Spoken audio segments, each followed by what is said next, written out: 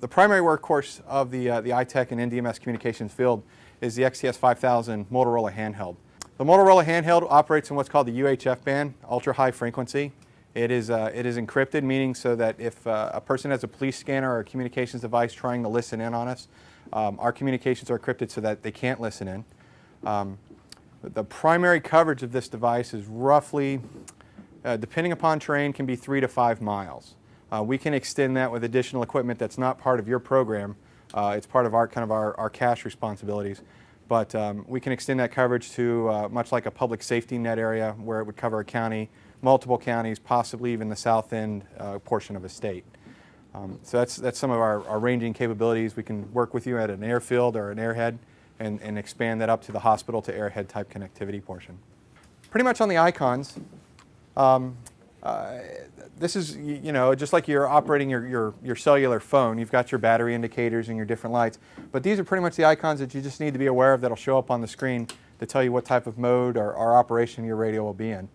The typical layout here on the left with the time, the HHS1, clock, zone, mute, those are all functions, and of course you've got your battery indicator and the weird symbol with the line through it, which means secure. Your device is in a secure mode.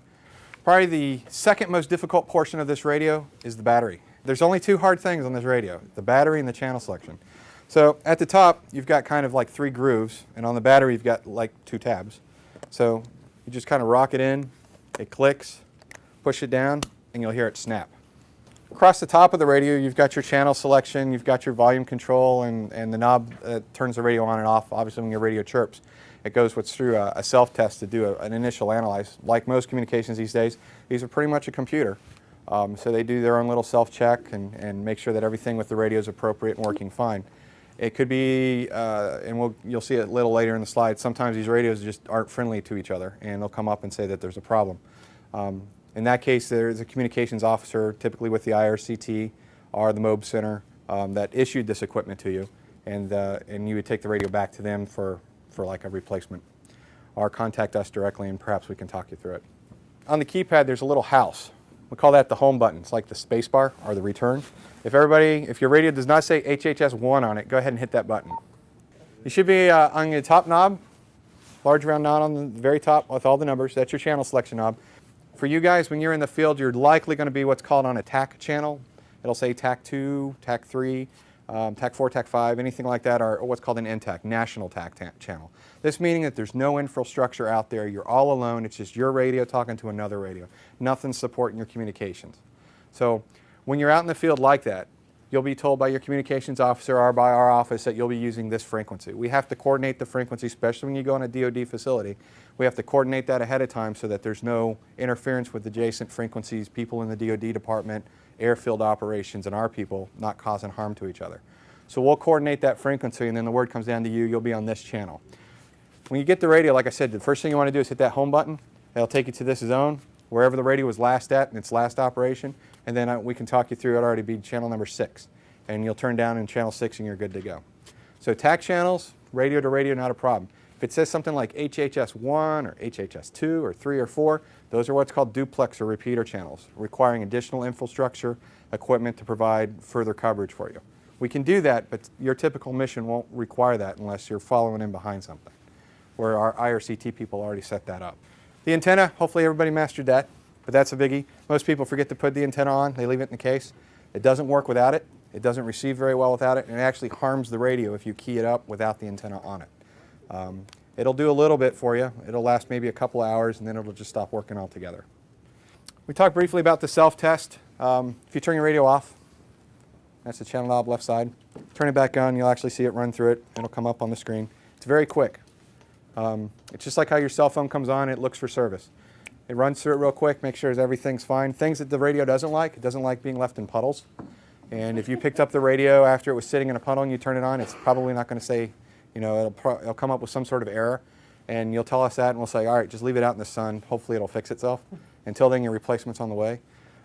Things like that. But they can be X-rayed. They're not bothered by X-ray radiation.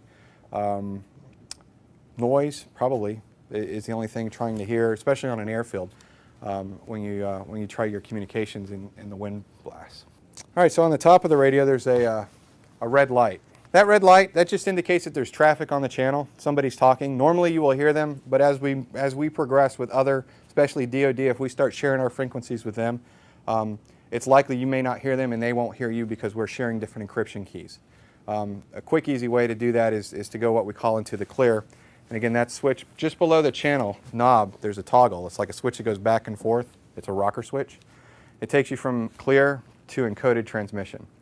Most of the time your radios will be locked into the encoded, and we prefer you to keep it that way. In some cases we might tell you, rock the cradle to clear so you can establish communications with us, and we'll see what the problem is. You'll find the best way obviously to communicate, don't talk directly into the radio. These are digital. You'll overmodulate. Very difficult for people on the other end to hear what you're saying. You want to talk across the front of the radio, antenna vertically polarized in the air, and you might end up having the cop the radio and your mouth over so that you block the wind hitting the mic, because if the wind gets to the mic, it's going to distort and we're not going to hear what you're saying. So keep that in consideration when the person on the other end is saying repeat, repeat, repeat, I can't hear you. It's likely because of the wind coming across the radio on you. Pretty much like I said, as far as the selection of the channel, that's not determined by pretty much anybody in the JPAS program. It's determined by the location that you're going to and the direction that we receive. That works best for coordination with other people. The IRCT communications, or the communications lead for the JFO, or whatever the controlling element is, will determine what frequency it is you're going to use, and we'll talk you through that process. Hopefully the radios will show up and they're good to go and you don't have any problems. I'm going to tell you 9 out of 10 times it's not the case. You're going to have to hit the home button and locate the channel and go in there.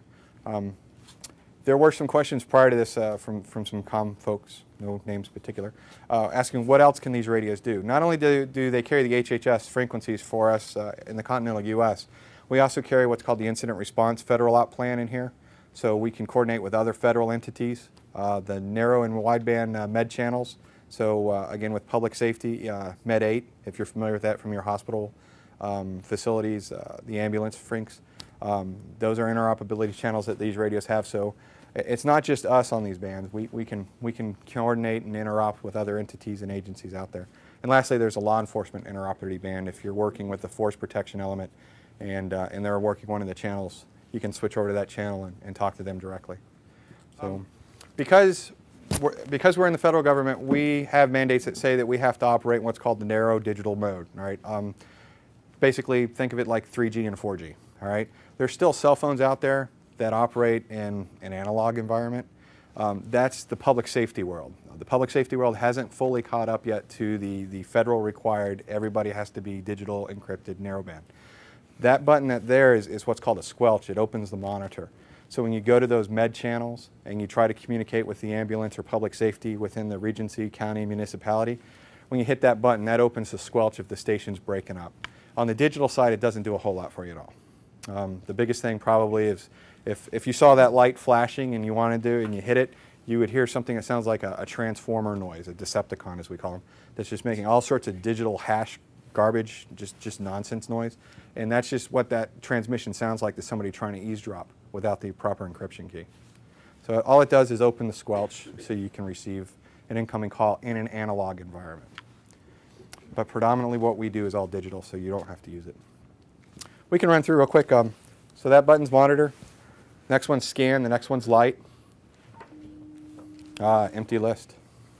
So you can create your own scan list. We don't create those for you. So if you're out in the field and you have multiple issues that you have to listen to additional channels, those lists can be created in the field instead of us on site.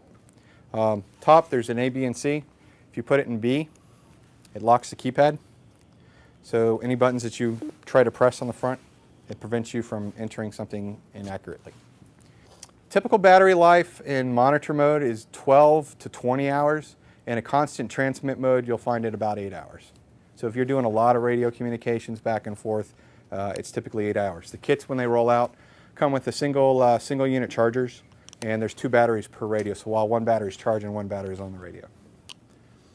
The orange button on top is deactivated. That used to be, if you've seen these with law enforcement, that was the emergency button. So like if an officer was down or somebody needed emergency assistance, you'd press that button.